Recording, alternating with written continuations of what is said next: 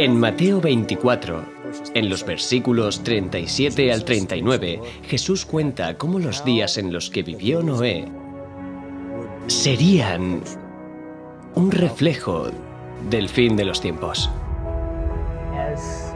En el día en el que el Hijo del Hombre se manifieste, la sociedad sería como en los días de Noé.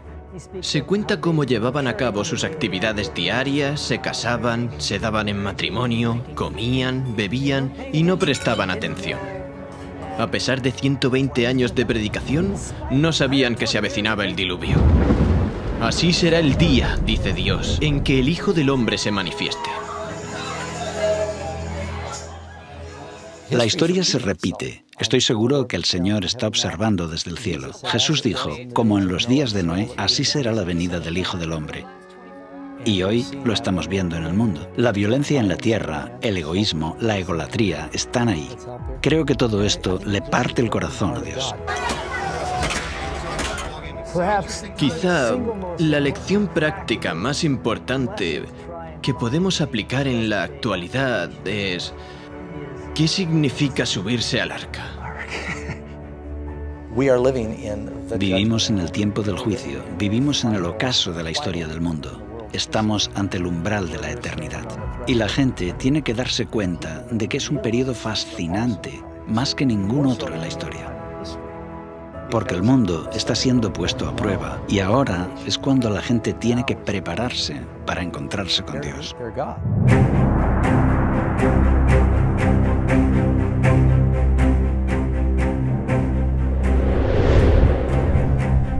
Lo que ocurrió antes del diluvio volverá a suceder justo antes de la segunda venida de Cristo. Aquellos que no tienen una perspectiva, que no estudian el mensaje de las Escrituras, seguirán con su vida como hasta ahora y no verán venir el final.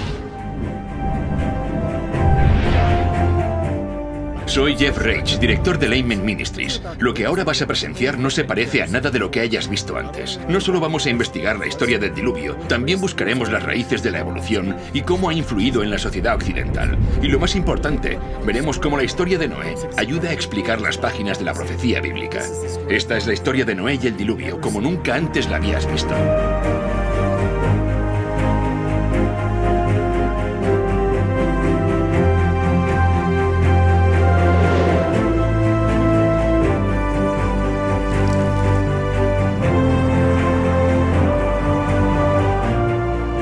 Hoy muchos cristianos esperan la próxima venida de Cristo y se preguntan qué le deparará al planeta Tierra. Harían bien en volver a leer la historia de Noé y el diluvio, porque esa extraordinaria historia de la Biblia revela más del futuro de lo que muchos de nosotros pensamos.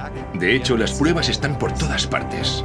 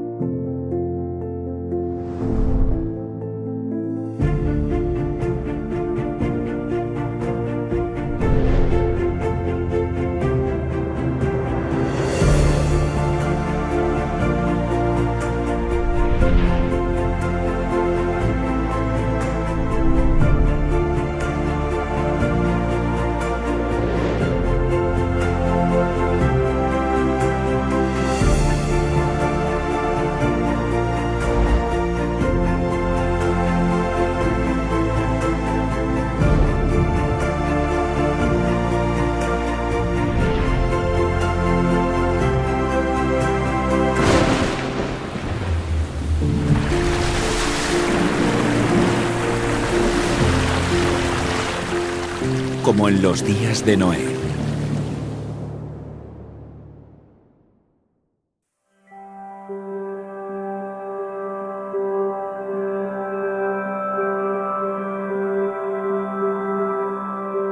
Dios es amor. Su naturaleza, su ley es amor. Siempre lo ha sido y siempre lo será. Cada parte de la creación, desde el más pequeño de los insectos que flotan bajo un rayo de sol hasta las vastas galaxias en el lejano espacio exterior, todo es la expresión de su amor inescrutable.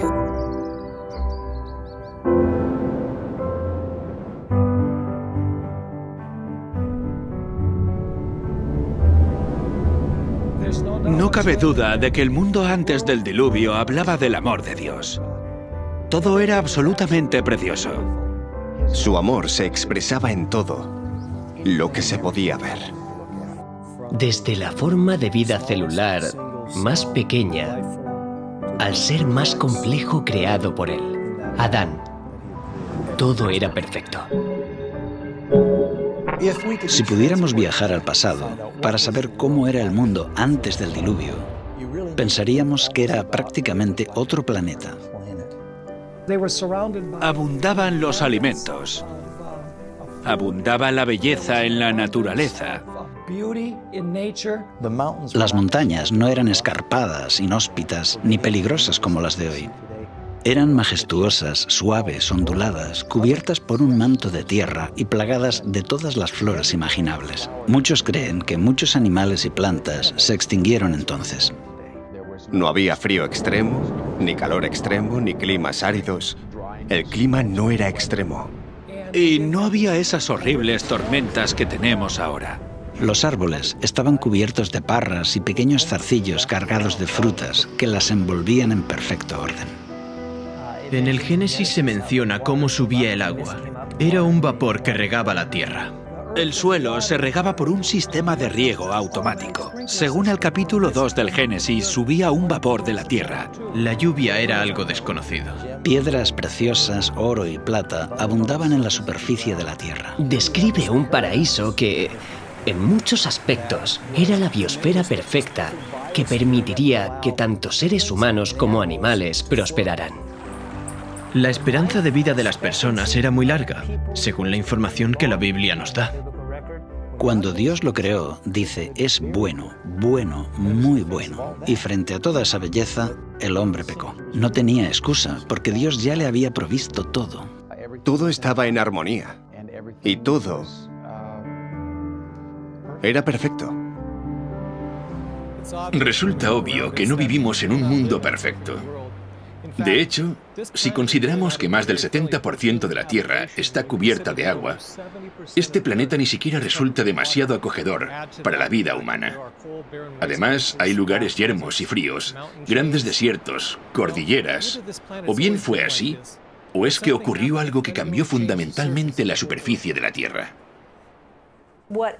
El diluvio cambió por completo la geografía de la Tierra. Estos elementos rotos de la naturaleza nos revelan el verdadero horror del pecado. Y lo que vemos en nuestro mundo es la consecuencia de eso. El hombre empezó a buscar la felicidad en el egoísmo, el pecado y la maldad. Pero Dios, que es amor, dijo, aún quedan personas y deseo salvar a tantos como pueda.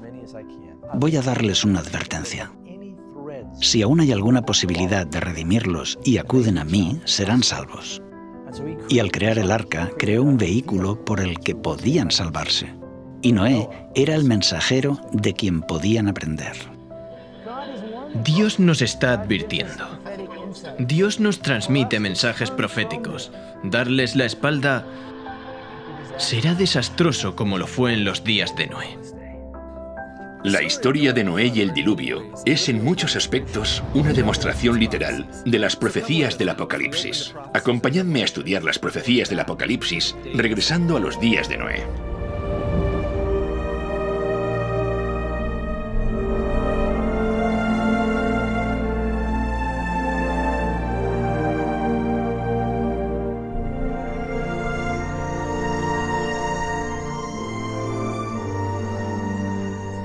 En los días de Noé había signos de decadencia, pero la tierra era aún rica y hermosa gracias a la providencia divina.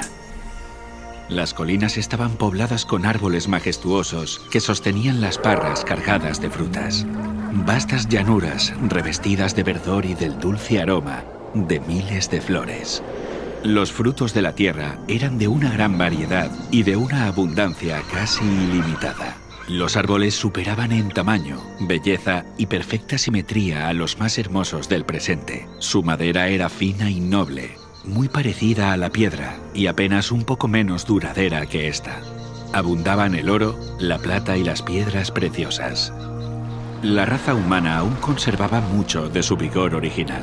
Solo unas pocas generaciones habían pasado desde que Adán tuvo acceso al árbol de la vida, y la vida del hombre aún se contaba en siglos.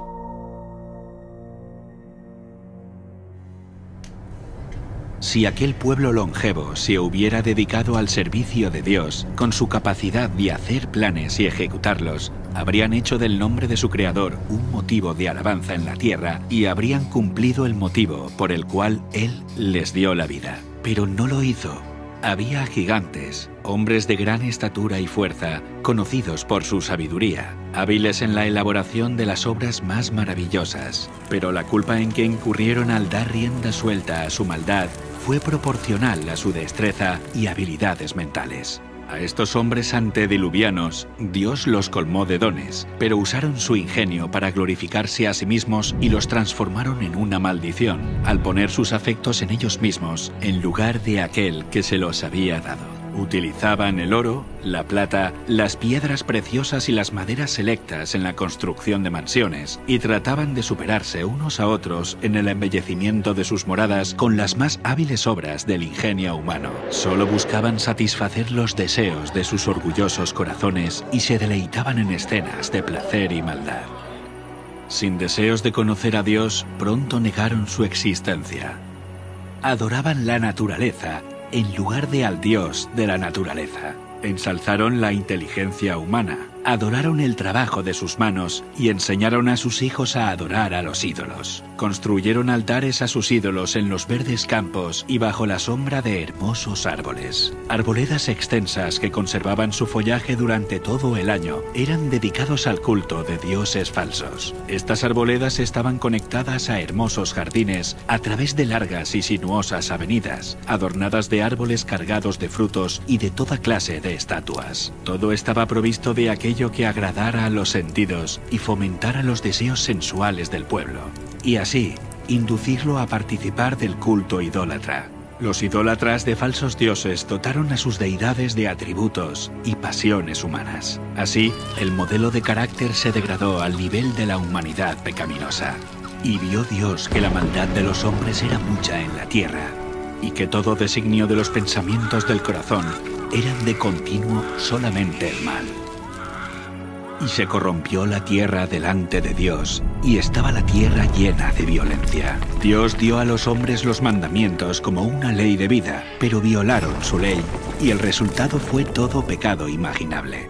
La maldad de los hombres era abierta y temeraria, la justicia era pisoteada, y los gritos de los oprimidos llegaban al cielo. El mundo estaba en sus comienzos, pero la maldad se había hecho tan profunda y general que Dios no pudo soportarlo más. Y dijo: raeré de sobre la faz de la tierra a los hombres que he creado.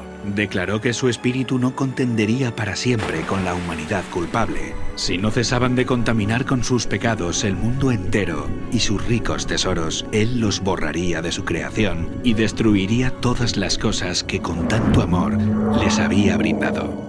Acabaría con los animales del campo y la vegetación, que les suministraba abundante abastecimiento de alimentos, y transformaría la bella tierra en un vasto escenario de desolación y ruina.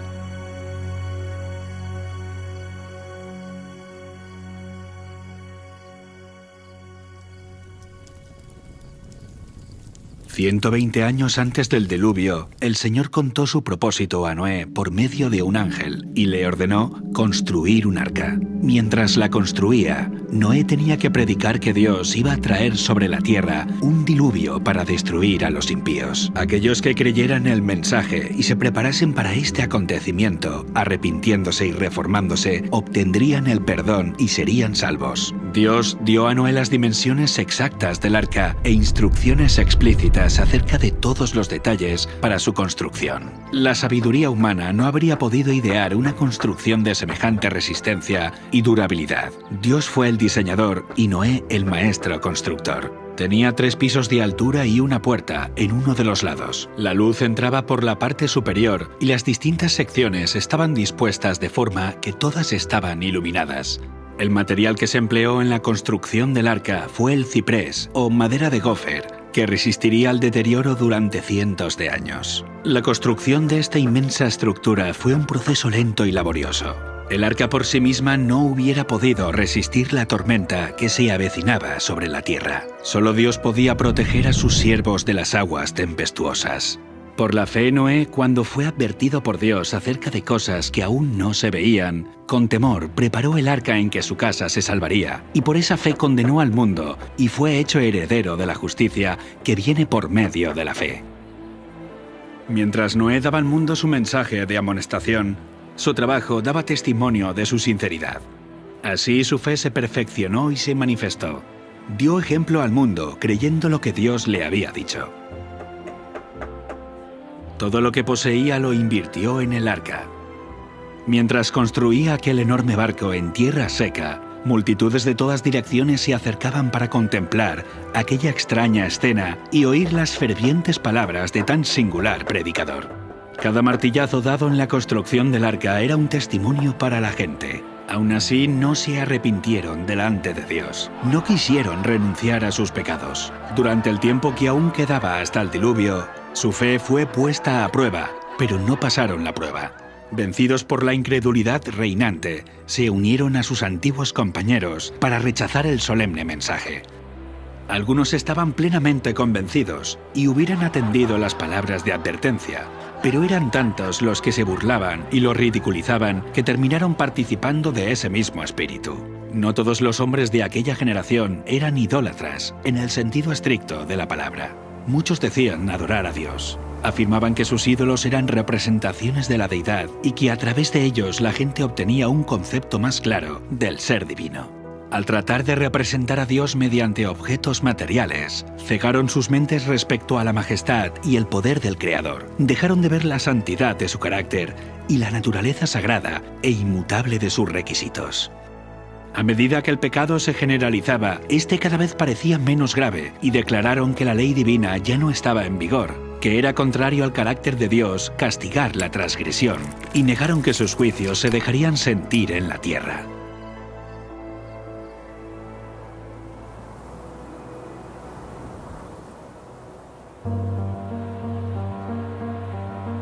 Si aquella generación hubiese cumplido la ley divina, los hombres habrían reconocido la voz de Dios en la advertencia de su siervo. Pero al rechazar la luz, sus mentes se volvieron tan ciegas que realmente creyeron que el mensaje de Noé era un delirio. No fueron las multitudes ni las mayorías las que se colocaron de parte de lo justo. El mundo estaba en contra de la justicia y las leyes de Dios, y Noé fue considerado un fanático. El mundo se reía de la locura del iluso anciano. En lugar de humillar sus corazones ante Dios, ellos persistieron en su desobediencia y maldad, como si Dios no les hubiera hablado a través de su siervo. Pero Noé se mantuvo como una roca en medio de la tempestad. Rodeado por el desdén y el ridículo popular, se distinguió por su santa integridad y su fidelidad inquebrantable. Sus palabras iban acompañadas de poder. Su relación con Dios le proporcionaba la fuerza del poder infinito. Durante 120 años, su voz anunció a oídos de aquella generación acontecimientos que, según la sabiduría humana, estaban fuera de toda posibilidad.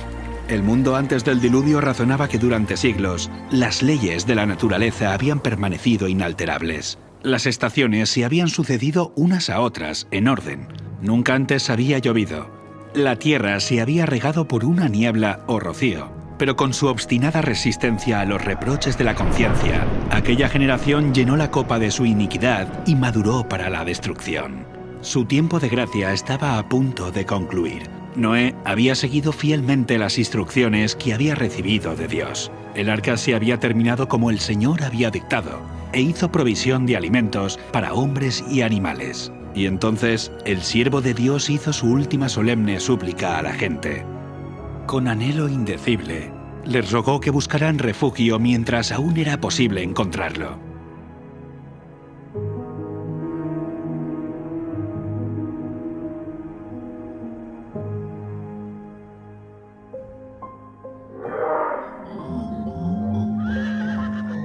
Animales de todo tipo, desde los más feroces hasta los más mansos, se veían venir desde las montañas y los bosques y dirigirse tranquilamente hacia el arca.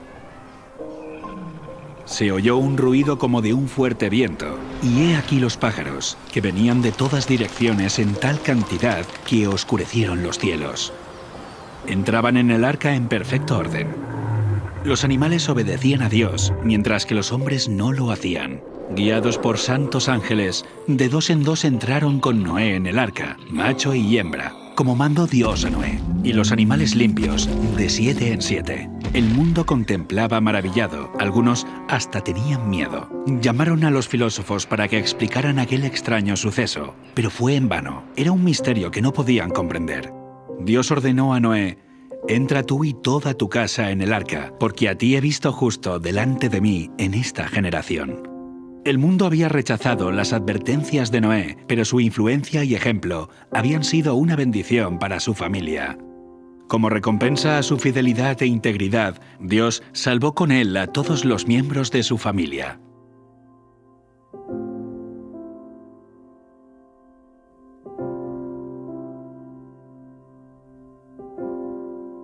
La misericordia dejó de suplicar a la raza culpable. Los animales de los campos y las aves del aire habían entrado en su refugio. Noé y su familia estaban dentro del arca. Después, el Señor cerró la puerta. Se vio un relámpago deslumbrante y una nube de gloria aún más brillante descendió del cielo para colocarse ante la entrada del arca. La puerta maciza que no podían cerrar los que estaban dentro fue puesta lentamente en su sitio por manos invisibles. Noé quedó adentro y los que habían desechado la misericordia de Dios quedaron fuera. El sello del cielo fue puesto sobre la puerta. Dios la había cerrado y solamente Dios podía abrirla. Durante 7 días, después de que Noé y su familia hubieran entrado en el arca, no aparecieron señales de la inminente tempestad. Pero al 8º día, las nubes cubrieron los cielos. A estas le siguió el estallido de los truenos y el destello de los rayos. Pronto empezaron a caer grandes gotas de lluvia. El mundo nunca había presenciado nada parecido y el miedo asaltó el corazón de los hombres. Todos se preguntaban secretamente: ¿será posible que Noé tuviera razón y que el mundo esté condenado a la destrucción? El cielo se oscurecía cada vez más y la lluvia era más fuerte. Las bestias vagaban completamente aterrorizadas y sus aullidos discordantes parecían lamentar su propio destino y la suerte del hombre. Aquel día fueron rotas todas las fuentes del gran abismo y las cataratas de los cielos fueron abiertas. El agua se veía caer de las nubes como enormes cataratas. Los ríos se desbordaron de sus cauces e inundaron los valles. Torrentes de aguas brotaban de la tierra con fuerza indescriptible, arrojando al aire a decenas de metros rocas macizas que al caer se enterraban profundamente en el suelo.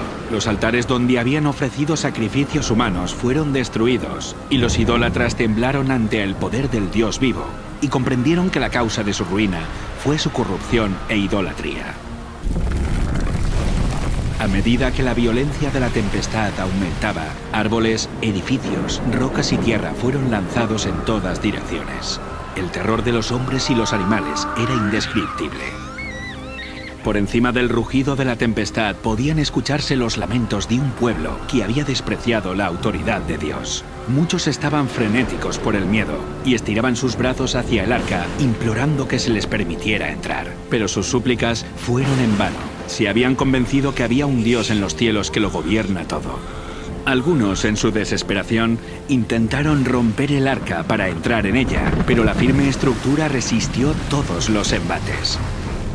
Otros se sujetaron al arca hasta que las embravecidas aguas los tiraron o se cayeron por la colisión con rocas y árboles. Todas las fibras de la maciza arca temblaban cuando era golpeada por los vientos inmisericordes, y una ola la arrojaba a la otra. Los rugidos de los animales que estaban dentro del arca expresaban su miedo y dolor. Pero en medio de los revueltos elementos, el arca continuaba flotando con toda seguridad. Otras personas se ataron juntamente con sus hijos en los lomos de poderosos animales, sabiendo que estos eran tenaces para conservar la vida y subirían a las cumbres más altas para escapar del agua que se iba elevando. Otros se ataron a elevados árboles en la cumbre de las colinas o las montañas. Sitio tras sitio que prometía seguridad era abandonado.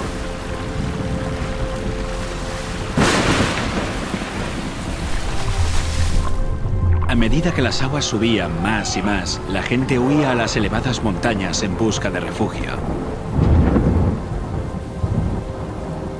En muchos lugares, hombres y animales luchaban por el mismo sitio, hasta que ambos eran barridos por la furia del agua. Desde las cimas más altas, los hombres contemplaban un enorme océano sin costas. Las solemnes advertencias del siervo de Dios ya no eran objeto de ridículo y mofa. ¿Cuánto habrían deseado los pecadores condenados recuperar la oportunidad que habían dejado escapar? ¿Cómo rogaban que se les concediera una hora más de gracia, otra manifestación de misericordia, otra invitación de los labios de Noé? Pero ya no escucharían más la dulce voz de la misericordia. El amor, no menor que la justicia, exigía que los juicios de Dios pusieran fin al pecado.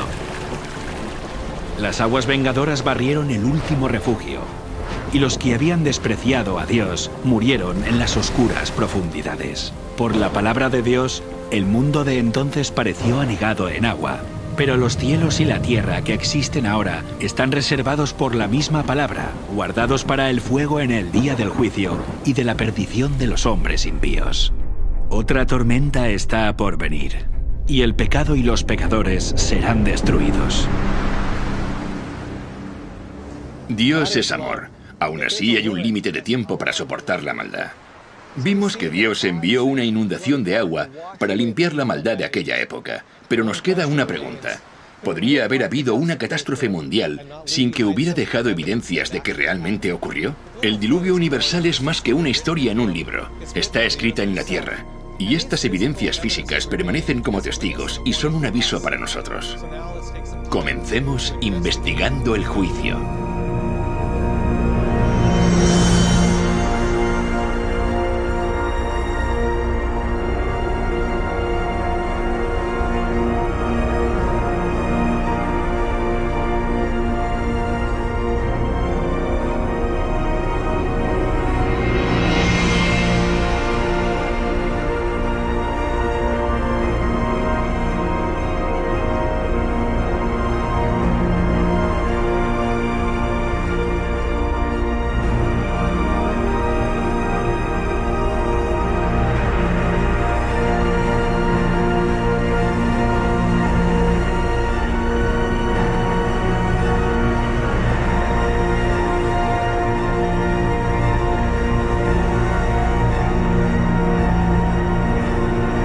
Investigando el juicio.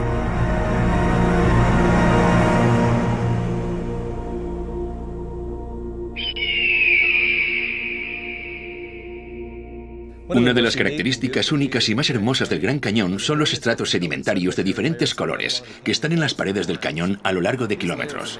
Estos niveles están formados por roca caliza y arenisca, que es lo que genera ese arco iris en las rocas. Es una de las cosas que hace que el Gran Cañón nos parezca tan bonito cuando lo contemplamos. Pero estos estratos no son únicos del Gran Cañón, aunque nos dan una gran pista acerca de cómo se formó. Los estratos rocosos que vemos en la Tierra por todas partes, por lo general están en capas. Casi todas las rocas sedimentarias están depositadas por el agua. Vemos que los estratos de roca están formados por turbiditas. Los materiales de arrastre, junto con la sucesión de catástrofes, provocarían una acción turbidítica y el depósito de estos sedimentos. El agua trae lodo o arena o materiales más duros, los lleva y los deposita en un estrato. Así es como se forman las típicas rocas que vemos en la columna estratigráfica. Hay diferentes tipos de sedimentos que terminan formando estratos de rocas, cada uno con un aspecto muy diferente entre sí, uno encima del otro. Pero la cuestión es, ¿cuánto tiempo pasó desde la formación de uno de estos estratos hasta el siguiente? La tendencia general es creer que a lo largo de millones de años, el océano avanzó sobre el continente, depositó una capa de sedimentos y luego se retiró, dejando el suelo seco otra vez.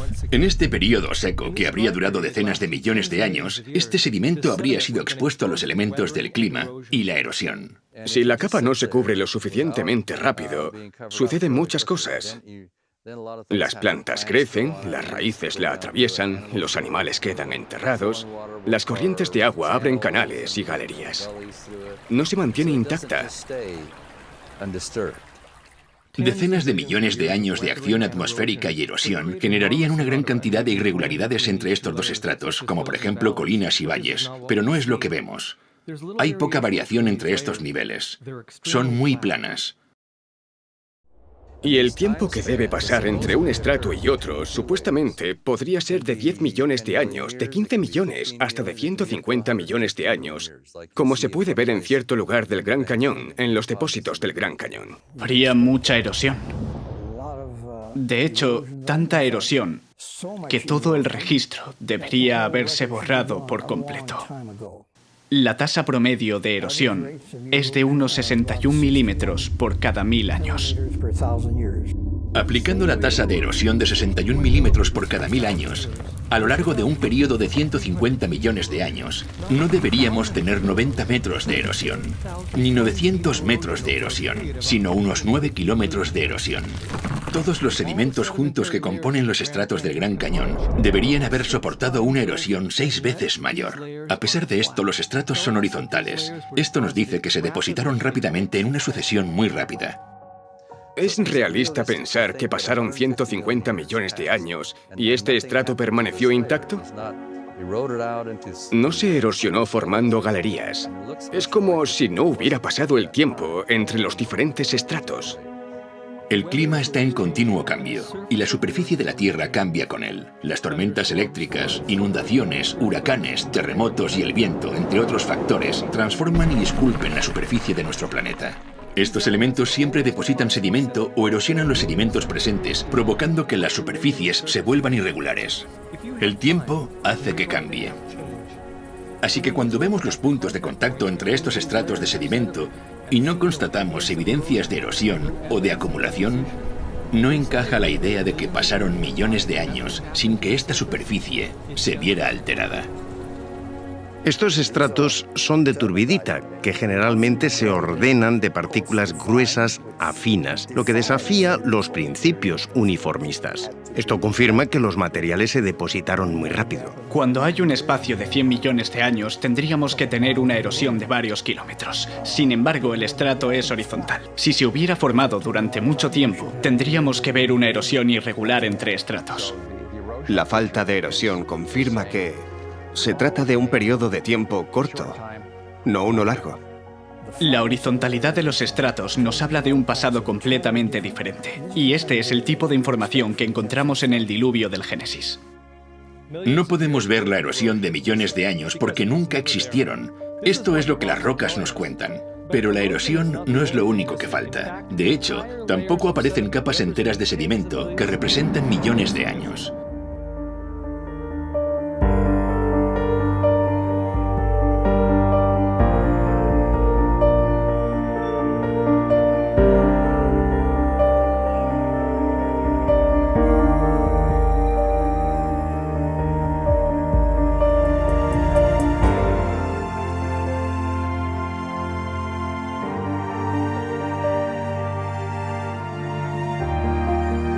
Aquí en el Gran Cañón puedes ver que detrás de mí está esta roca que es ligeramente rojiza. Es arenisca coconino. Está justo encima de esta más oscura de aquí que se llama ermitaño pérmico. Aquí falta un estrato de sedimento entre la arenisca coconino y el estrato ermitaño pérmico, llamada la formación Schnebly Hill. Aquí podemos ver la arenisca coconino con color más tenue y por debajo de esta se encuentra la formación de Schnebly Hill, que faltaba en el Gran Cañón. Debajo de la formación Schnebly Hill está el ermitaño pérmico, aunque más oscurecida, por la vegetación del valle. Esta es la formación Schnebly Hill. Son más de 240 metros de roca, que corresponderían a 6 millones de años. Y el problema que tiene la ciencia es que no puede quitar ese estrato de piedra, porque en la mente del geólogo moderno, cada estrato está asociado a un periodo de tiempo.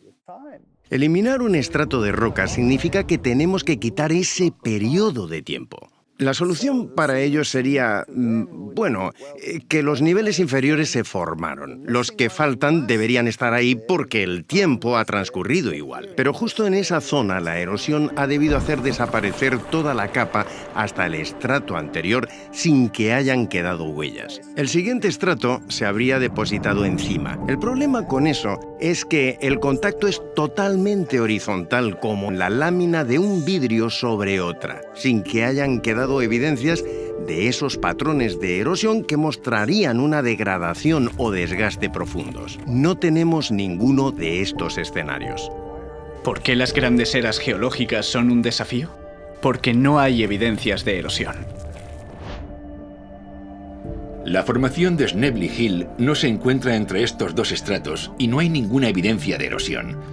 Esto nos dice que apenas pasó tiempo entre la formación de estos estratos y que se depositaron rápidamente en un evento catastrófico. Por esta razón, no encontramos la formación de Snebly Hill entre estos estratos del Gran Cañón, y volvemos a constatar esto mismo a tan solo 144 kilómetros de aquí.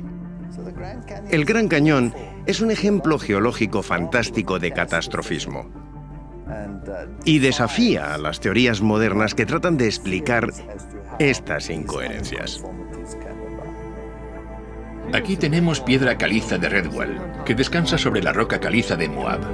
Entre estos dos niveles deberíamos ver la formación Temple Butte, que representa hasta 155 millones de años. En lugar de eso, no hay nada. No hay evidencia de los casi 10 kilómetros de erosión que esperaríamos ver durante este largo periodo de tiempo. No hay evidencias de erosión ni de la acumulación, solo un contacto en horizontal. Pero no puede haber un área con una superficie plana de 30 o 40, 50.000 kilómetros cuadrados y que se mantenga así durante 100 millones de años. Después de todo, 1 millón de años es tiempo suficiente como para erosionar 6 o 7 veces toda Norteamérica de su nivel actual hasta su base, hasta el nivel del agua. Aquí el contacto entre la roca caliza de Redwall y la roca caliza de Moab es horizontal, lo que demuestra que pasó poco o ningún espacio de tiempo entre ambos estratos. Los 150 millones de años que faltan entre estos dos estratos no se corresponden con la columna estratigráfica. Por esta razón, los servicios del parque han colocado una señal que confirma esta inconsistencia. Hemos visto solo unos pocos ejemplos de estas incoherencias, y en ninguna de ellas hubo ni erosión ni acumulación durante los supuestos periodos de millones de años. Este es un problema serio para los evolucionistas, pero no es nada en comparación con la llamada Gran Discordancia, un vacío de tiempo de más de 1.000 millones de años. Y adivina qué, el contacto entre estos dos estratos es plano, igual que los otros estratos. Es interesante que cuando descendemos al nivel del río Colorado, encontramos lo que se llama el período precámbrico. El material volcánico que se encuentra ahí es bastante duro y está muy mezclado. Por encima de este encontramos sedimentos del Cámbrico, que están depositados sobre este. Estos están mucho más organizados. Es un estrato encima del otro. Soy plenamente consciente de la gran discordancia, del Gran Cañón, entre el Precámbrico y el Cámbrico. No pasa inadvertida. Está presente todo el tiempo. La gran discordancia del Gran Cañón son 1.200 millones de años que faltan entre el nivel del Precámbrico y el Cámbrico. Durante este tiempo deberíamos observar 72 kilómetros de erosión irregular. Esto es tiempo suficiente como para erosionar los 40 kilómetros de la corteza terrestre 2 veces. Pero el nivel cámbrico yace horizontal sobre el nivel precámbrico. Y de nuevo el punto de contacto entre ambos es horizontal, lo que nos dice que la acumulación de estos estratos no es el resultado de 1.200 millones de años de erosión, sino la evidencia empírica de una catástrofe ocasionada por una amplia superficie de agua en un periodo de tiempo muy corto. En el nivel cámbrico, las cosas cambian de repente.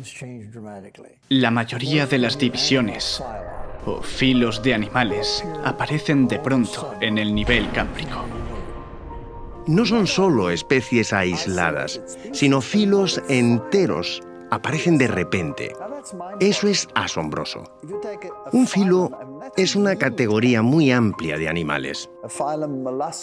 Por ejemplo, el filo molusca comprende desde todos los caracoles y las babosas hasta los calamares y pulpos, y todos estos animales pertenecen a este grupo.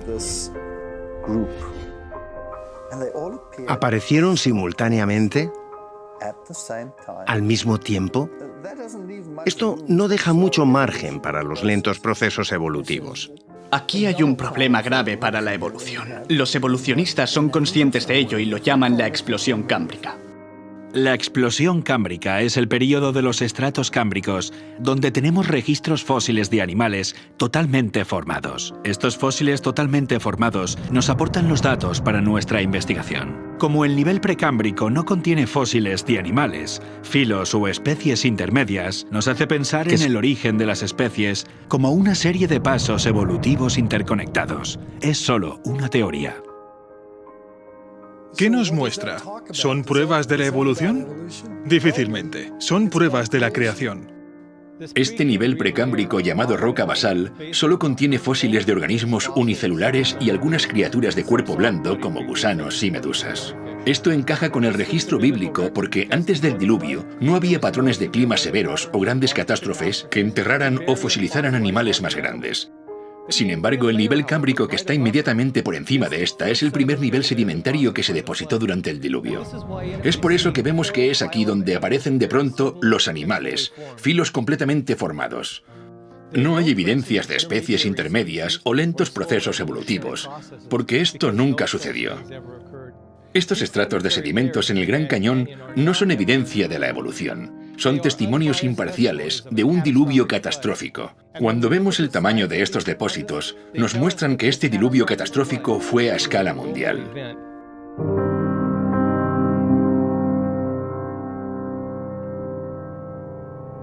El Gran Cañón está ahí, y en los márgenes se pueden ver los estratos. Pero todos esos estratos de cientos de kilómetros que van hasta Arizona, Utah y Wyoming y Montana hasta Canadá son los mismos estratos. La arenisca Tapiz que se encuentra en el fondo del Gran Cañón fue la primera capa que depositó el diluvio. Va desde México, pasa por toda América del Norte, hasta Groenlandia. La formación Morrison cubre 643.000 kilómetros cuadrados, desde Nuevo México hasta Canadá, y la arenisca de San Pedro cubre aproximadamente 800.000 kilómetros cuadrados. Cuando pensé en cómo estos estratos estaban dispuestos, todos están en horizontal. No hay interrupciones entre ellos. No es solo que los estratos se asentaron rápido, sino que entre uno y otro no hubo millones de años de erosión. La ausencia de la erosión entre los estratos sedimentarios en el Gran Cañón muestra que se depositaron rápidamente a consecuencia de una catástrofe. Pero además, el hecho de que estos estratos se extiendan cientos de kilómetros atravesando varios estados hasta Canadá muestra que la magnitud de la catástrofe fue mucho mayor de lo que el mundo haya experimentado en la actualidad.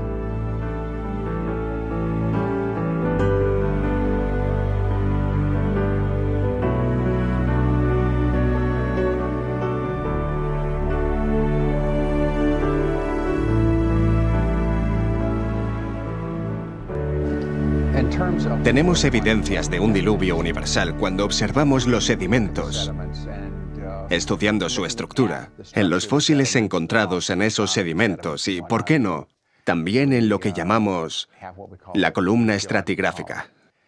Encontramos el cámbrico, el ordovícico, el silúrico, el devónico, el carbonífero y el pérmico.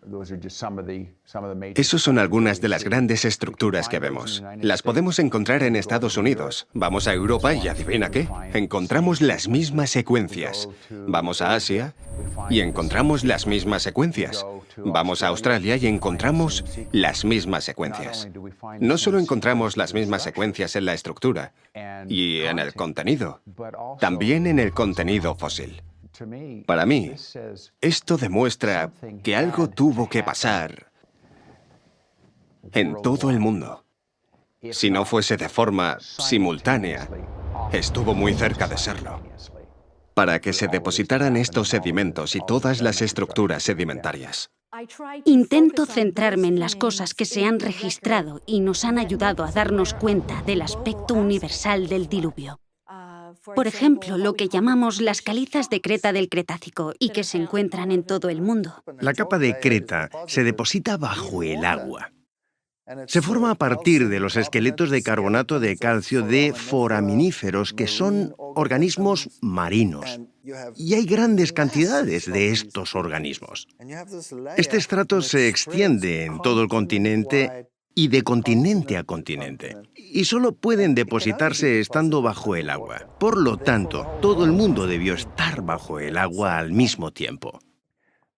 Estas son pruebas tan convincentes de un diluvio universal que realmente uno necesita de mucha imaginación para contemplarlo como una serie de avances y regresiones periódicas del mar.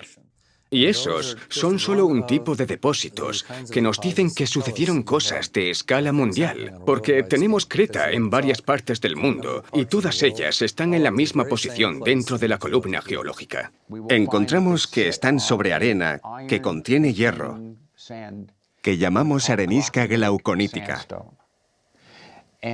Y encontramos la arenisca glauconítica en Inglaterra. Podemos encontrar el mismo estrato de calizo en Estados Unidos, en Alabama. Podemos encontrarlo en Australia. Y adivina qué, sí, siempre está sobre las areniscas glauconíticas y tienen siempre los mismos tipos de fósiles. Este es el kit de la cuestión, y es una prueba de que sucedió algo similar en todo el mundo. Estoy en el margen sur del Gran Cañón a una altura de 2.000 metros sobre el nivel del mar. Estoy aquí sobre lo que llamamos la formación de roca caliza Kaibab. Esta roca caliza se encuentra en toda Nevada, Utah, Arizona e incluso tan lejos como el estado de California. Y está repleta de fósiles marinos. El hecho de que encontremos aquí fósiles marinos nos dice que este estrato debió formarse rápidamente porque es la única manera de que se produzca la fosilización. Hay ciertos tipos de formaciones de roca caliza. Algunas formaciones de rocas calizas características del Gran Cañón y de otras áreas durante el Paleozoico se encuentran también en Europa y Asia y en otras partes del mundo. Estas rocas calizas son muy típicas porque están distribuidas por todo el mundo. En los estratos hay cosas que aquí son características y que están en todo el mundo. Un poco más arriba se aprecian otras características iguales en todo el mundo y un poco más arriba las rocas presentan otras características homogéneas en todo el mundo y así podríamos seguir. Hay muchos ejemplos de esto. Pero ¿por qué están en todo el mundo? La mejor forma de explicarlo es mediante una catástrofe a nivel mundial. La extensa distribución de caliza de Creta y otras capas sedimentarias se corresponde con lo que se esperaría ver en una catástrofe mundial. Pero los fósiles considerados con frecuencia como pruebas de la evolución, en realidad son evidencia de la historia del diluvio del Génesis. Encontrar los mismos fósiles en las mismas capas, en todo el mundo, es otro punto destacado que da consistencia al relato de un diluvio universal, un fenómeno mundial. Y cuando vemos los registros fósiles, encontramos fósiles más pequeños, menos complejos en el fondo. Y conforme subimos por la columna estratigráfica, encontramos una complejidad cada vez mayor.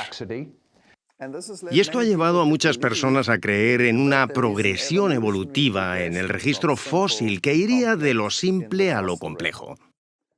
De hecho, no sucede así. No existe ningún animal simple. Todo animal, toda criatura encontrada es muy compleja. Mucha gente habla sobre eso como la primera aparición de vida.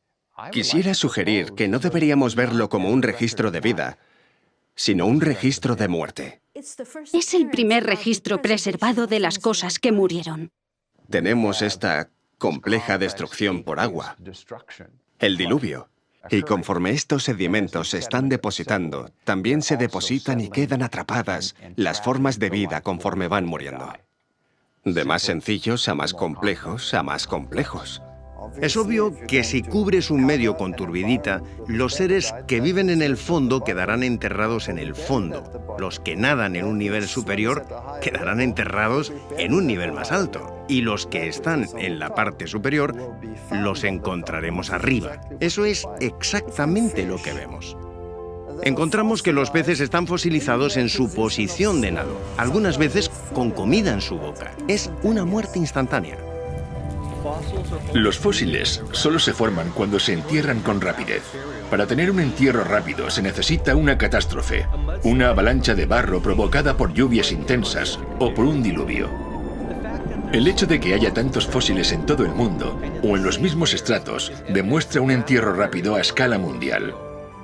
Otra pista que señala que esto fue el resultado de un diluvio universal es el hecho de que estos animales fueron arrastrados a los llamados cementerios fósiles por corrientes muy fuertes. Cementerios fósiles.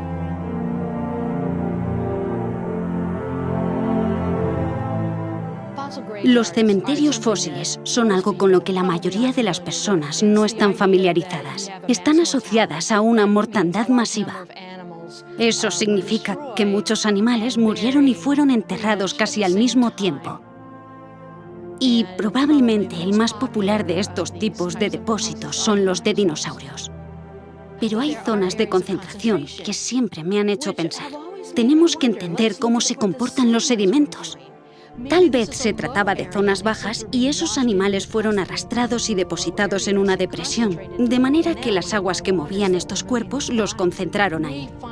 Encontramos este tipo de cosas en todo el mundo.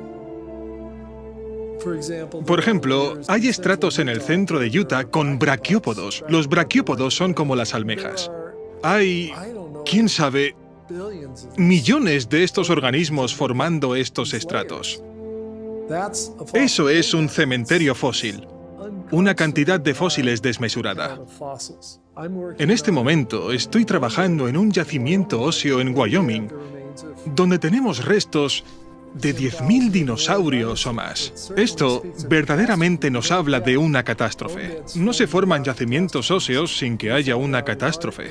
Al menos en nuestro yacimiento encontramos que los huesos no están como esperaríamos que estuvieran si un grupo de animales hubiera muerto en un periodo de tiempo muy amplio. En lugar de eso, los huesos están desarticulados y organizados según su tamaño. Hay huesos grandes al fondo y huesos pequeños arriba, y la única manera de que esto pase es que toda esta gran cantidad de restos fueran transportados como si una corriente los arrastrara hacia las aguas más profundas y los huesos se clasificaran conforme se iban moviendo. Por ejemplo, la cuenca Karoo es enorme y los dinosaurios y las criaturas están orientados según la dirección de la corriente del agua. El pensamiento moderno diría que estos animales debieron depositarse en cuencas de ríos y después se esparcieron prácticamente por todo el continente. Eso sería un río gigante. No es algo que suceda hoy en día. Habría que imaginarse un mundo completamente diferente en el pasado. Hay tantas cosas que apuntan hacia un diluvio universal.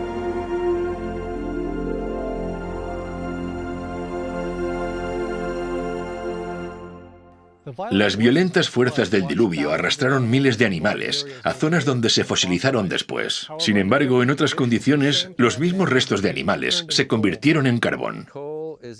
El carbón aparece por una gran cantidad de plantas que se depositaron todas juntas y se compactaron y cambiaron su estructura química en carbón. Los depósitos de carbón pueden ser muy extensos, pueden ser pequeños, aunque un solo depósito puede llegar hasta 300 metros de espesor.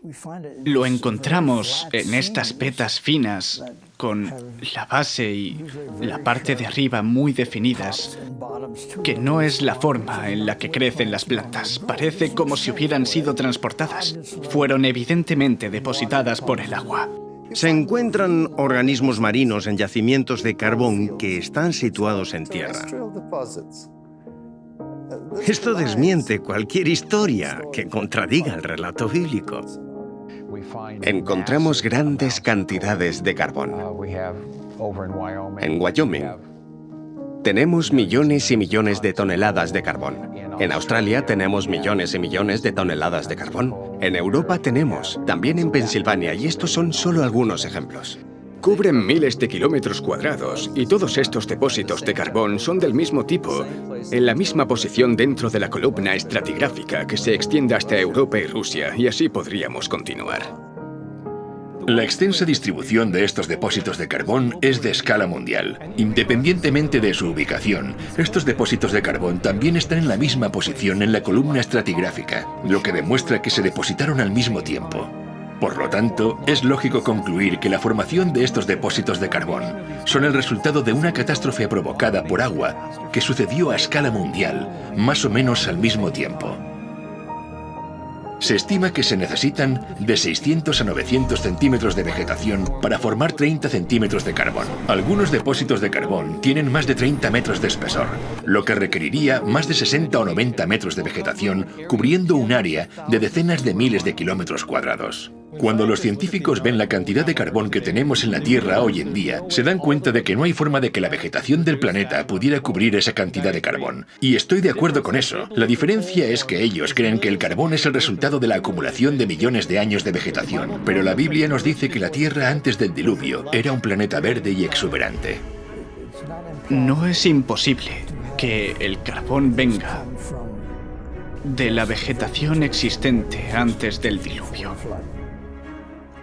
Muchos científicos creen que cuando se formó el firmamento, la Tierra estaba sometida a poco más de 2 atmósferas de presión. Estas 2 atmósferas de presión generarían un crecimiento muy abundante. Donde ahora vemos vastos desiertos, cordilleras y continentes helados, hubo una vez, antes del diluvio, tierra fértil y vastos bosques como nunca hemos visto. Encontramos grandes cantidades de petróleo en los desiertos del Medio Oriente, vestigios de sus antiguos paisajes verdes. Los científicos encontraron en los testigos perforados en la Antártica que el continente antes era un bosque tropical cubierto de palmeras. Los vastos bosques enterrados en la Tierra durante el diluvio y que después se han transformado en carbón y petróleo, forman los extensos yacimientos que vemos hoy en día. Estas son solo algunas de las muchas evidencias que testifican el amor de Dios por el hombre, mediante la creación de un planeta verde y exuberante, y que fue destruido por una catástrofe mundial ocasionada por el agua tal y como la Biblia lo registra.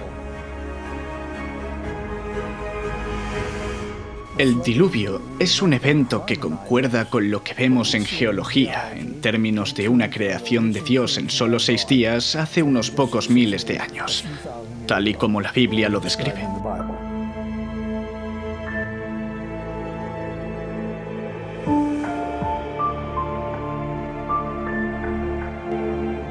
Hay tantas evidencias que no es posible investigarlas todas en tan poco tiempo, pero mirando a gran escala todo el panorama, vemos que la Tierra nos habla por sí misma.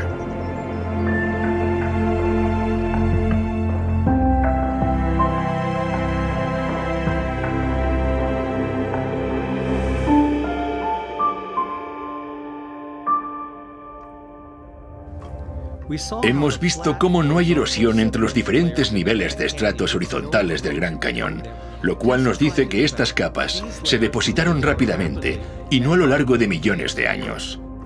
Hemos visto que la magnitud de esta catástrofe tuvo que ser al menos tan grande como el tamaño de algunos de estos estratos que formó, y que incluso se extiende a otros continentes, lo que confirma su impacto mundial. Hemos analizado cómo no hay rastro de erosión en estas capas sedimentarias durante los supuestos cientos de millones, o incluso miles de millones de años, mostrando que esto no concuerda con el modelo evolutivo. Comprobamos que en el primer estrato sedimentario se encuentran animales fósiles completamente formados, y no en etapas evolutivas progresivas.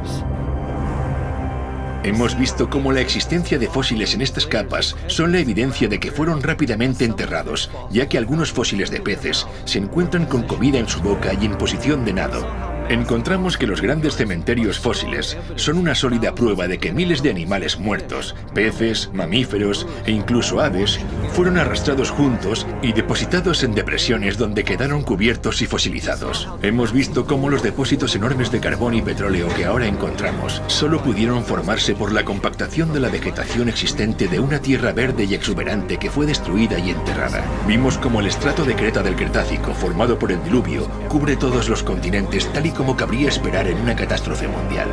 Cuando miramos estas pruebas en perspectiva, ¿qué vemos? La propia Tierra nos dice que una vez fue diezmada por una catástrofe mundial provocada por el agua.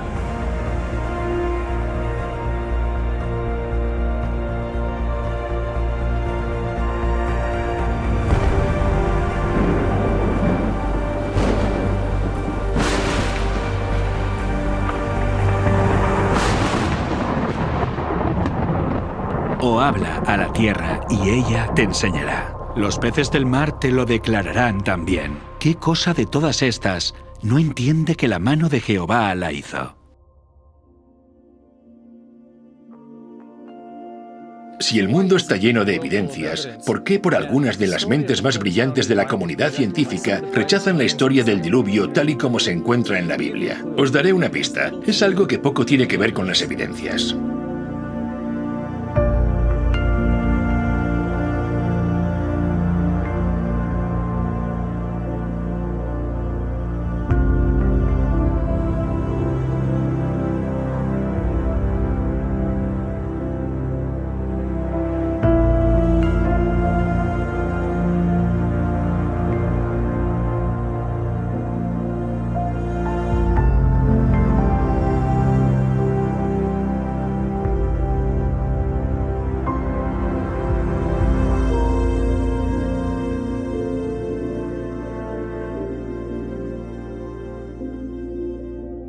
La Biblia nos da una explicación de la historia.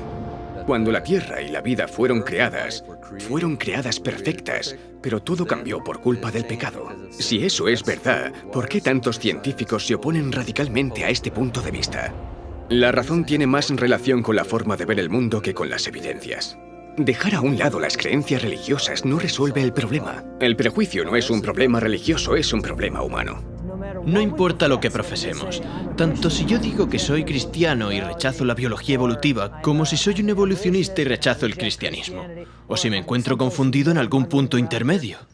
En cualquier caso, todo lo que hacemos, todo lo que vemos, todo lo que decimos y comprendemos, nuestra visión del mundo, cómo formulamos nuestras ideas, nuestros pensamientos a partir de lo que vemos y conocemos del mundo alrededor de nosotros, se ven afectados inalterable e inevitablemente por estas dos visiones.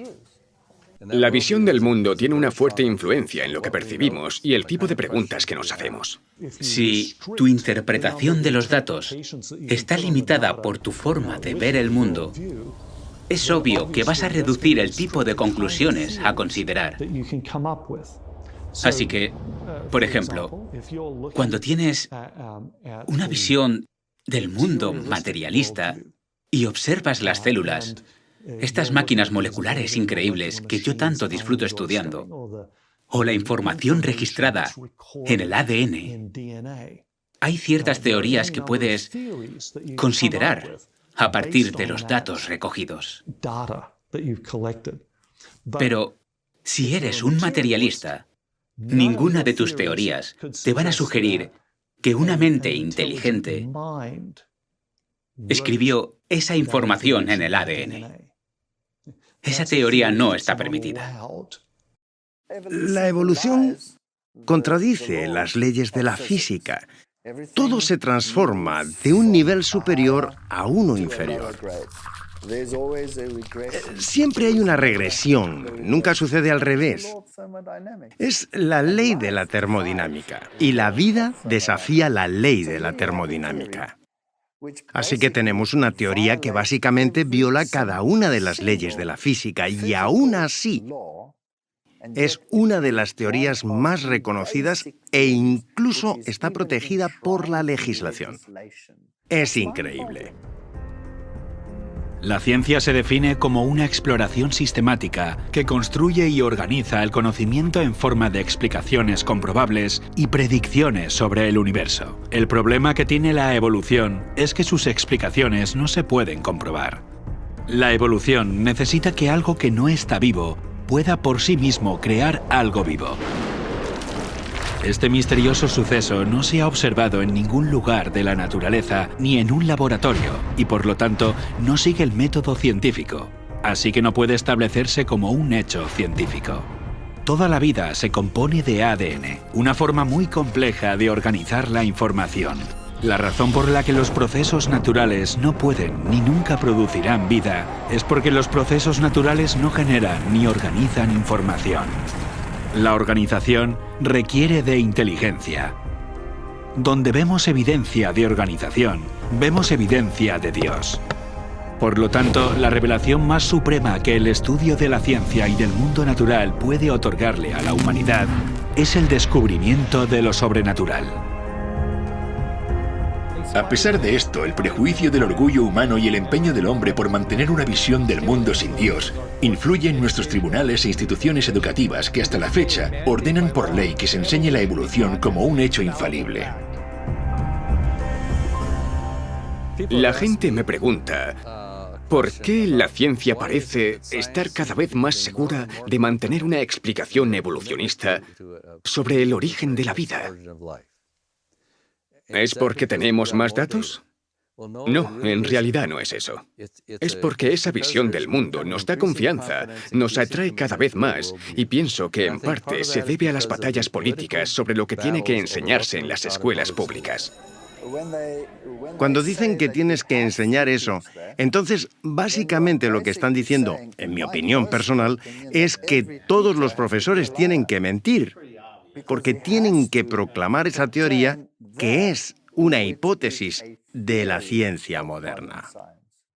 Cuando hay otras teorías que explican mejor lo que vemos y que están excluidas. Si expusieran a los estudiantes ambas teorías para que pudieran compararlas y elegir, sería justo. Pero la forma en la que se está haciendo ahora está fuera de toda lógica. En los libros de texto no se habla de Dios, ni en los libros de texto científicos, ni en los artículos científicos. Dios no aparece. Pero, ¿y si Dios existe? Así no hay forma de encontrar la verdad. De esa forma, la visión del mundo limita las cosas. Una de las cosas que realmente aprecio de la visión bíblica del mundo y que adoptan los cristianos es que es liberadora. No podemos decir que toda la realidad es solamente lo que podemos ver físicamente. No hay nada que nos diga que esa es la única realidad. Prefiero un enfoque más amplio. Incluyamos a Dios dentro de las posibilidades y volvamos a mirar las evidencias científicas. Las evidencias científicas apuntan a Dios. Cuando alguien dice, bueno, no me voy a involucrar con la religión o con la Biblia porque no es ciencia, creo que está siendo innecesariamente limitado y elimina la posibilidad de investigar algo que puede ser real.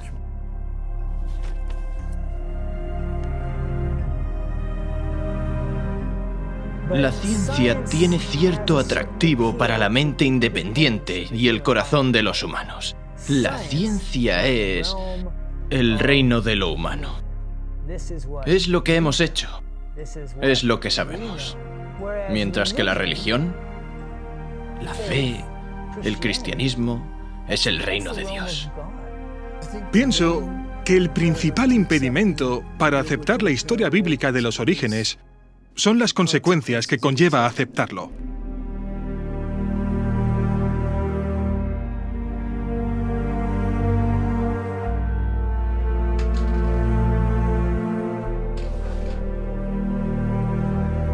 El problema de poner a Dios dentro del debate es que inevitablemente nos recuerda la cuestión de la responsabilidad moral. Decir que hay moralidad en el paradigma evolutivo es engañarse a uno mismo. No puedes creer en un ser supremo y otros seres inferiores sin que esa relación tenga que definirse de alguna manera. Intuitivamente, reconocemos que esa es la ley moral. Es posible que no nos sintamos bien cuando somos examinados bajo esa luz. Así que para escapar del concepto de juicio, para escapar de la responsabilidad moral, hay una tendencia natural a querer olvidar al Creador. En consecuencia, cosas como la historia del diluvio, las pruebas que aún son visibles en la Tierra, son cosas para las que, a veces subconscientemente, nos gusta encontrar una explicación alternativa. Nos sentimos cómodos escapando de la idea de responsabilidad moral.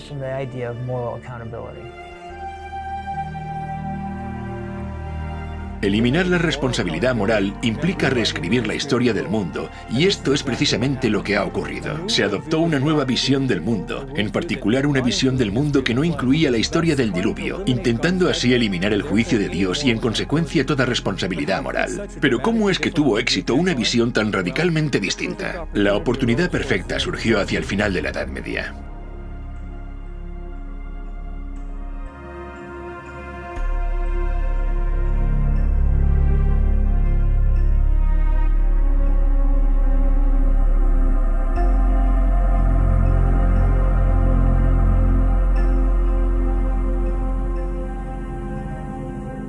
Cuando miramos la cultura popular de nuestros días, la historia del diluvio no es algo que generalmente se acepte como literal. Así que es muy fácil decir que nadie cree en eso. Bueno, eso nos lleva a preguntarnos, ¿qué pasó con los últimos miles de años? Y la respuesta es, todo el mundo cree en eso. De hecho, la historia del diluvio universal se ha escrito en todas las épocas, en las culturas de todo el mundo. Todas las culturas tienen la historia de un diluvio. Todas enseñan lecciones sobre esta historia. En cada cultura las lecciones son diferentes, pero lo creían. ¿Por qué no lo creemos ahora?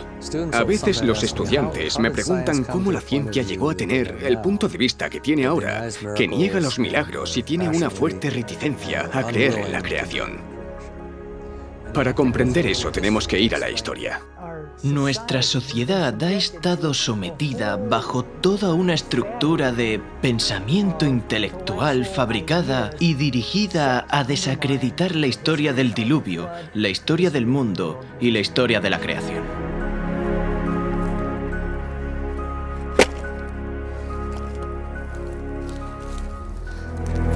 El gran encubrimiento, ocultando el juicio.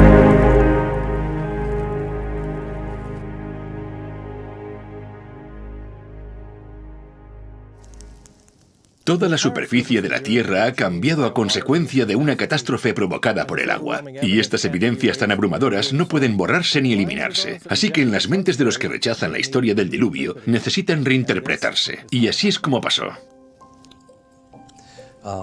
Durante toda la Edad Media, algunos sectores de la sociedad eran muy autocráticos y dogmáticos y perseguían a la gente, lo que hacía que la vida fuera muy difícil para las personas. Los reprimían.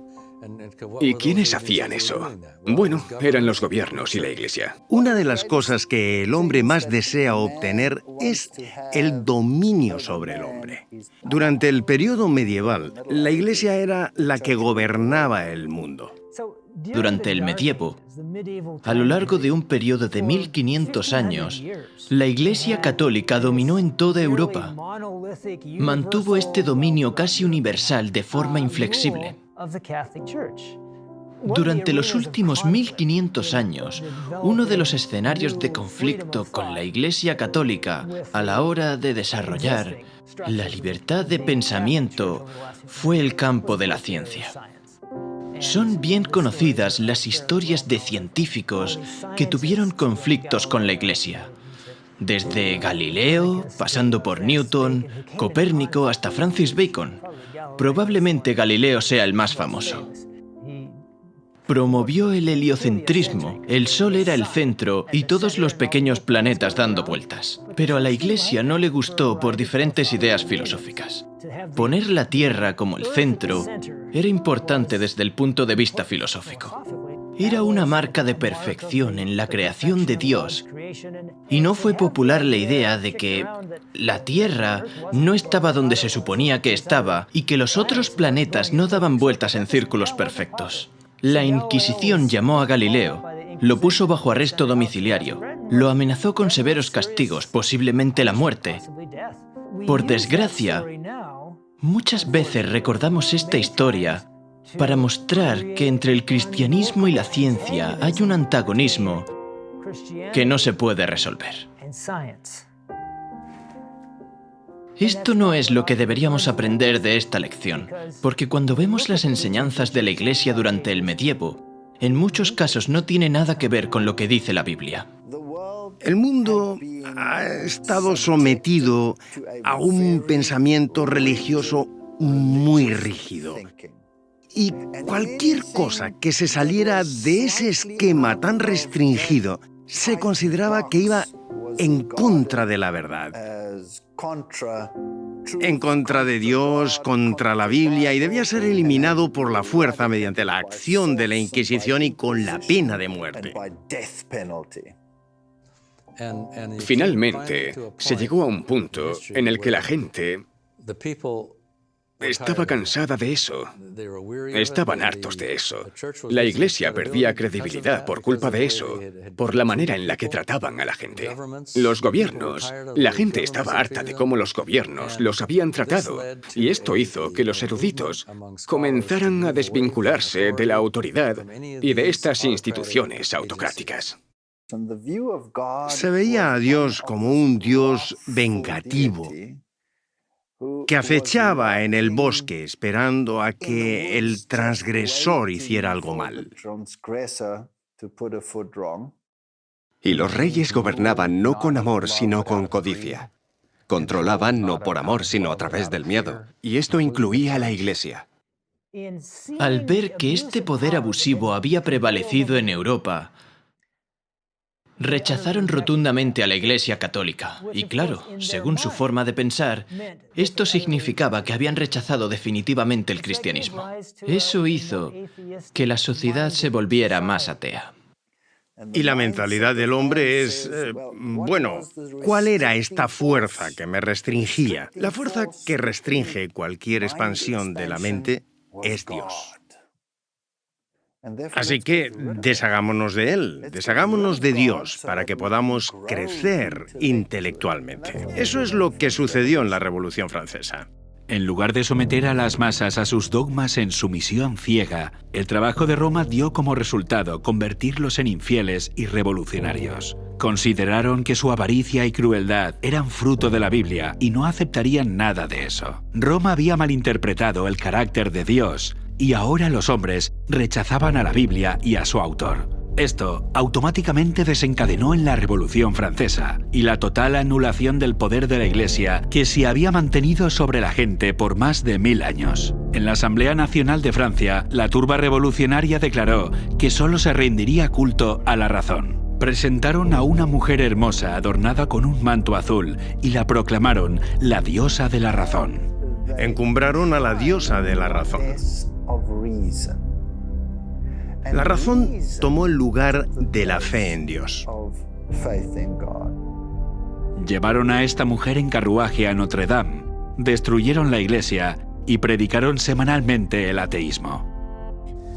Los franceses respondieron a los siglos de opresión y persecución que habían sufrido por parte de la Iglesia Católica, estableciendo una nueva forma de gobierno. En lugar de una nación con una visión cristiana del mundo, aunque distorsionada y dominada por la Iglesia Católica, a la sociedad se le inculcó una visión ateísta del mundo, desprovista de cualquier influencia cristiana, y a esto se le llamó la Ilustración.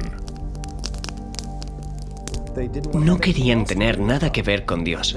Veían a Dios como un tirano. Se forzaba a la gente a creer.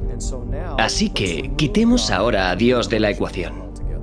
Y eso ocurrió en la Revolución Francesa.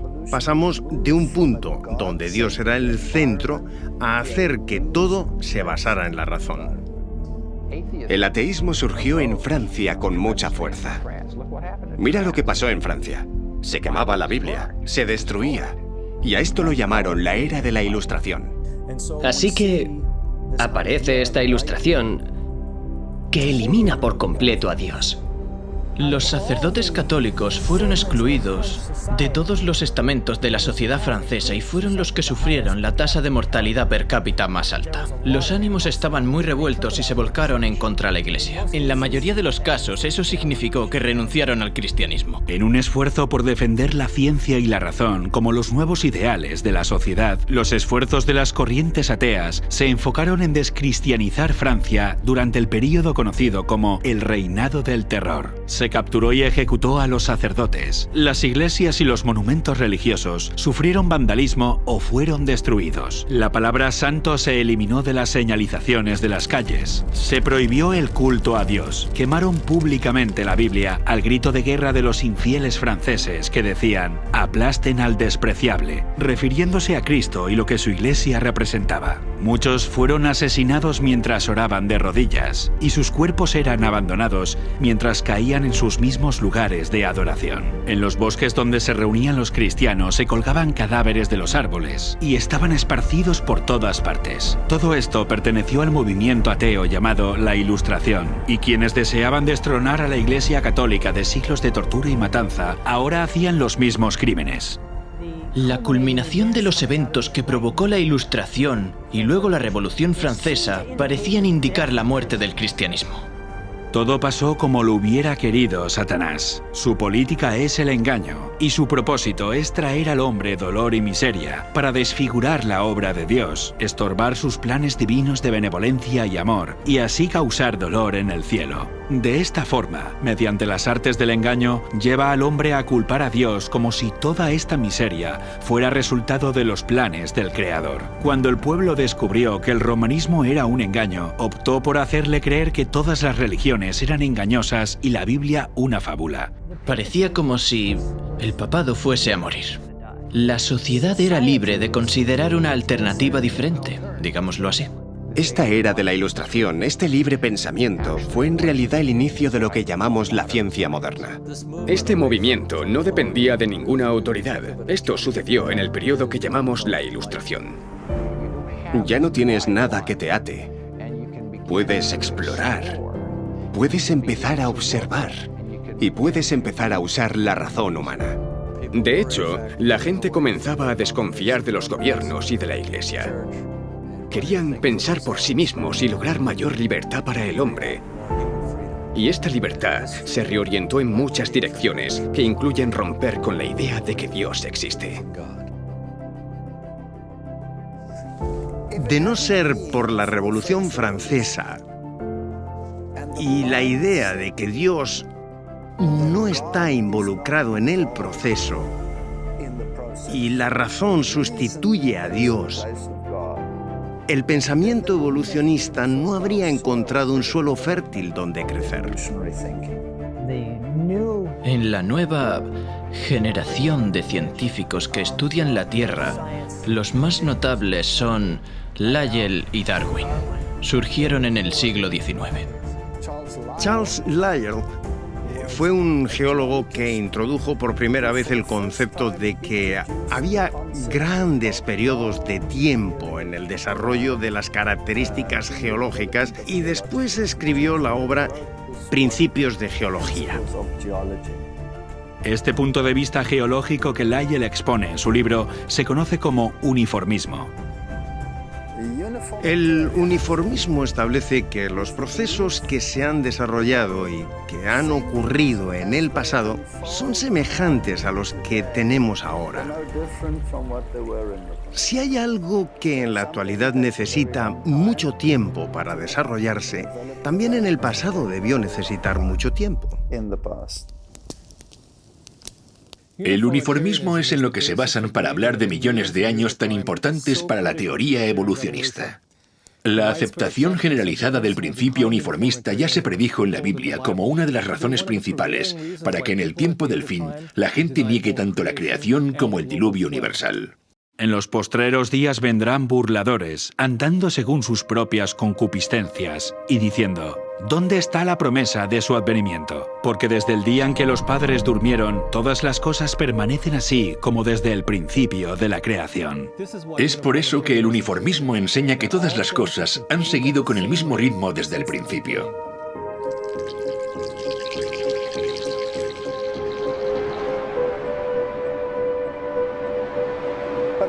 Pero ¿y si hay una catástrofe? Si hay una gran tormenta y todo el material que el uniformismo dijo que desaparecía lentamente, desaparece así de rápido. Y eso es lo que vemos.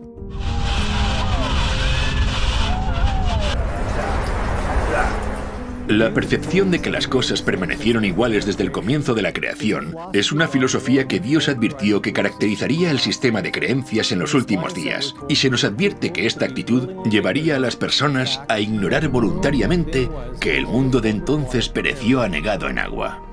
La profecía dice que ignoran voluntariamente, lo que significa que serían reacios a considerar toda evidencia acerca del diluvio. Y es precisamente así como Charles Lyell describió su punto de vista. Cuando Lyell escribió sobre los fósiles dijo: no podemos explicar su posición actual a causa de un diluvio universal. Aborrezco profundamente a los más grandes académicos, los principios en los que construyeron sus fundamentos en el aire y que todo se basa en un milagro. Como naturalista, Charles Lyell rechazaba todos los milagros como una forma de explicación, pero no fueron sus observaciones científicas las que le llevaron a esta conclusión. Fue el compromiso con su propia visión del mundo. Él reveló sus prejuicios contra la historia del diluvio bíblico cuando escribió en una carta que la nueva interpretación de las eras geológicas liberarán la ciencia de Moisés. Estas ideas pasaron de Charles Lyell a un joven estudiante universitario de 22 años, Charles Darwin. Cuando se comisionó a Charles Darwin para viajar en el Beagle, uno de los libros con los que viajó fue el libro de Charles Lyell, Principios de Geología. Iba leyendo esta información y llega a las Islas Galápagos y ve estos pinzones. Y estos pinzones eran tan variados que entonces se le ocurre que obviamente estos pinzones han tenido que evolucionar de una sola pareja que llegó a las islas y todas las variedades evolucionaron a partir de ese momento. Y resulta que los planteamientos geológicos encajan con esto. Esto debió haber tomado su tiempo. Y las ideas de Lyell empiezan a calar. Entonces piensa, si esta variedad que veo aquí se desarrolló y cambió con el tiempo mediante la selección natural, entonces Dios no creó nada. Charles utilizó las ideas de Lyell sobre las grandes eras geológicas y las aplicó a la biología. De esta forma dio a la evolución algo de lo que antes carecía, un mecanismo científico con el cual operar. A Darwin se le ocurrió una nueva teoría, la de la selección natural, y fue un bombazo. Eso fue lo que le dio credibilidad. Ahora hemos encontrado un mecanismo que puede explicar este cambio a lo largo de grandes periodos de tiempo. Más adelante, Darwin se convirtió en un amigo cercano de Lyell y algunos dicen que fue la persona que más influyó en la vida de Darwin. Darwin opinó sobre la visión de Lyell acerca del diluvio y dijo: Lyell está convencido de que ha conseguido hacer temblar la fe en el diluvio con mucha más eficacia sin haber dicho palabra en contra de la Biblia que si lo hubiera hecho de otra forma. A mediados del siglo XIX, las cosas empezaron a cambiar. Hacia finales de ese mismo siglo, la comunidad científica empezó a excluir a Dios de sus interpretaciones. Ahora, Dios había sido expulsado del abanico de explicaciones de la comunidad científica. He aquí solamente esto he hallado, que Dios hizo al hombre recto, pero ellos buscaron muchas perversiones. La teoría de la evolución se ha convertido en el fundamento de nuestra sociedad en todo el mundo, y los resultados catastróficos de esta creencia pueden verse en todas partes, en la negación de la responsabilidad moral, en la negación de Dios y por lo tanto, en la negación del diluvio. Pero la evolución, más que ninguna otra creencia, ha llevado a la sociedad a un nivel de maldad como el que existía en los días de Noé. Y vio Jehová que la maldad de los hombres era mucha en la tierra, y que todo designio de los pensamientos del corazón de ellos eran de continuo solamente el mal. Crueles y malos, así es como Dios definió los pensamientos del hombre antes del diluvio. Esto se aplica aún más a nosotros cuando consideramos lo que la Biblia tiene que decir sobre los pensamientos de los malvados. El malo, por la altivez de su rostro, no busca a Dios. No hay Dios en ninguno de sus pensamientos. Cuando la Biblia dice que no hay lugar para Dios en sus pensamientos, lo que está diciendo es que Dios está totalmente ausente en su mente. En los días de Noé había mucha maldad en la tierra. Era una sociedad sin Dios que no le buscaba ni tampoco pensaba en él. Con esto en mente podemos ver el total cumplimiento de la profecía de Jesús, tal como sucedió en los días de Noé. Así será el día en que el Hijo del Hombre se manifieste.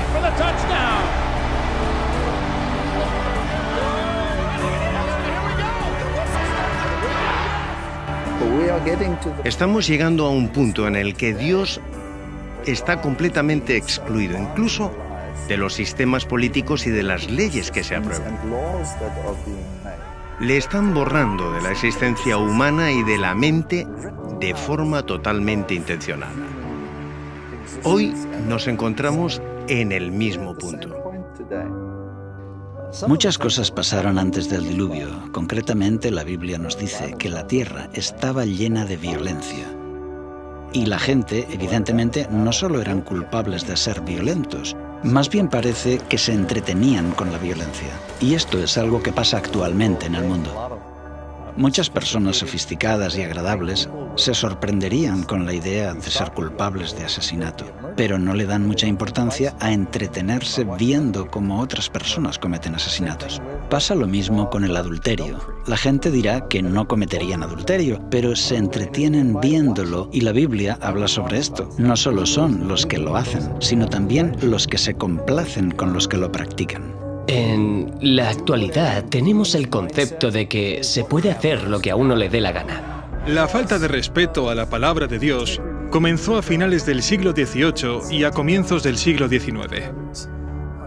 La evolución eliminó la conciencia de que Dios es nuestro creador, que tenemos un creador, que tenemos un Dios personal y que hay un juicio. Si crees en la evolución, es absurdo creer en un juicio. Pero si no creemos que en el pasado Dios provocó el diluvio, ¿por qué voy a creer que Él va a destruir el mundo con fuego? No tiene sentido. Así que si puedo hacer que niegues el diluvio, básicamente conseguiré que niegues la destrucción eterna del mundo tal y como lo conocemos.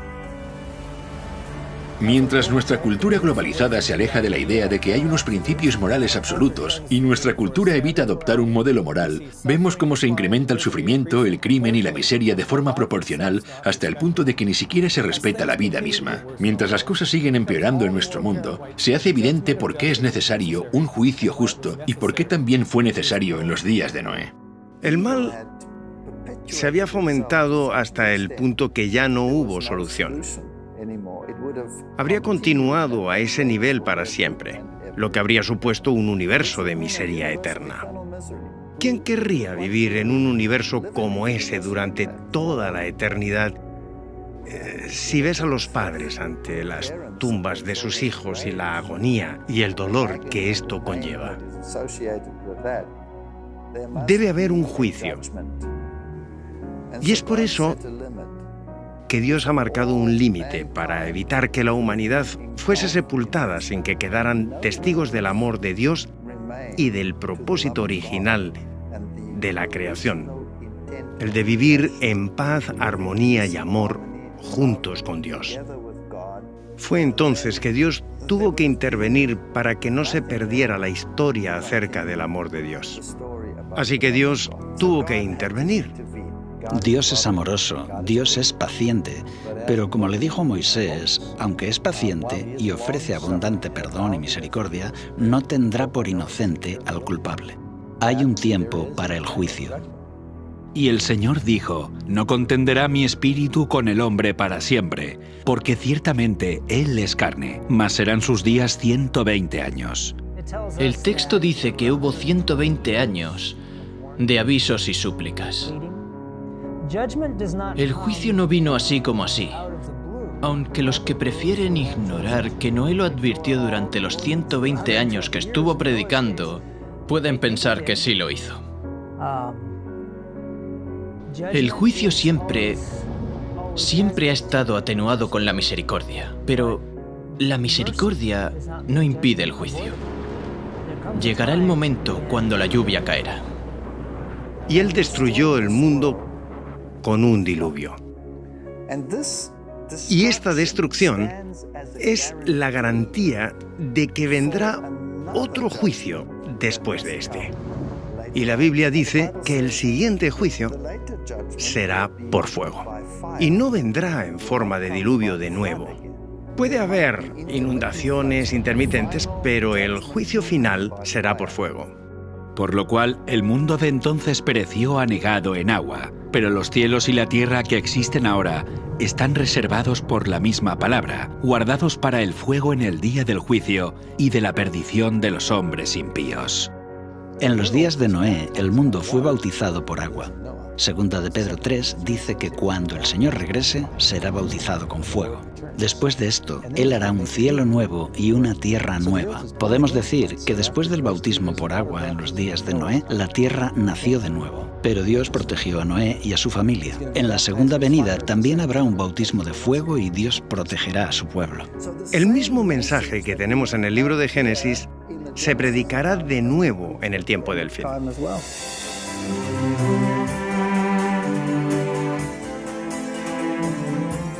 En el fin de los tiempos los días de Noé se repetirán, y las rocas y fósiles de la tierra permanecen como testimonios de este suceso. Como sucede en la historia del Génesis, la propia tierra es tanto un registro como una profecía que nos advierte de que otro juicio está por venir. ¿Pero cuándo?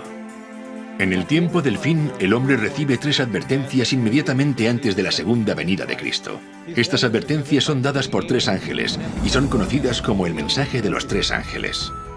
Cuando en los días de Noé se dio el mensaje del juicio, fue la hora del primer juicio de la tierra. Ahora, en el tiempo del fin, el mensaje del primer ángel se hace eco de la advertencia de Noé al anunciar: la hora de su juicio ha llegado. En la segunda parte de los días de Noé, investigaremos estos mensajes y también descubriremos en qué año se anunció la hora del juicio y cuándo comenzarán a contar los días de Noé para la última generación.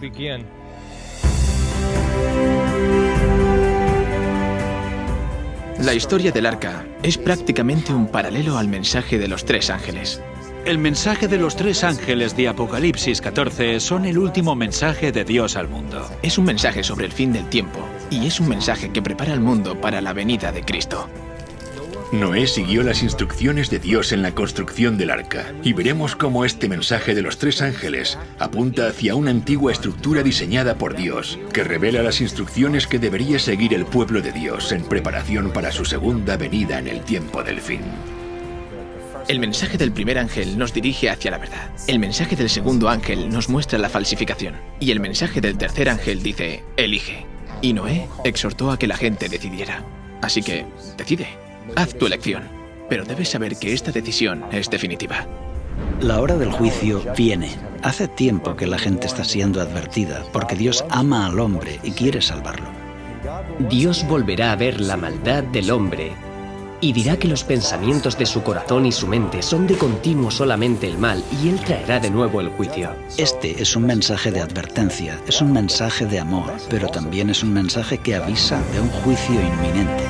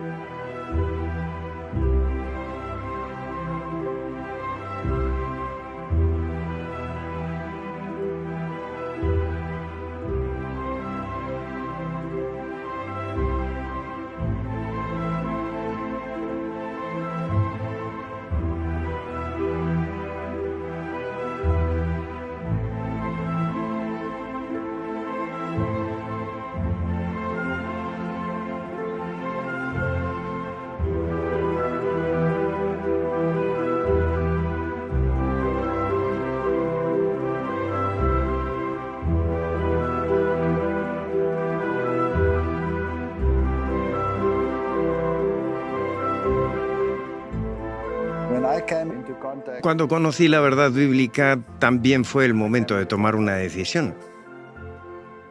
Era ateo y la profecía me dijo que había un Dios. Así que he tenido que tomar decisiones, y las decisiones son difíciles.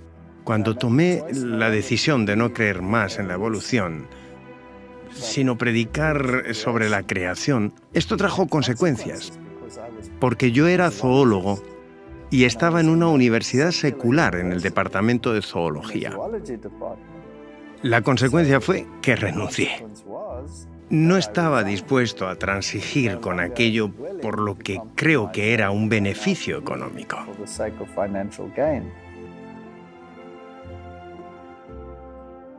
¿Sabes? Para mí hay muchas cosas que dan valor y solemnidad a la historia del diluvio.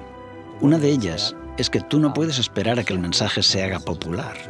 Si realmente necesitas aceptar la verdad, no importa lo que está haciendo el resto del mundo.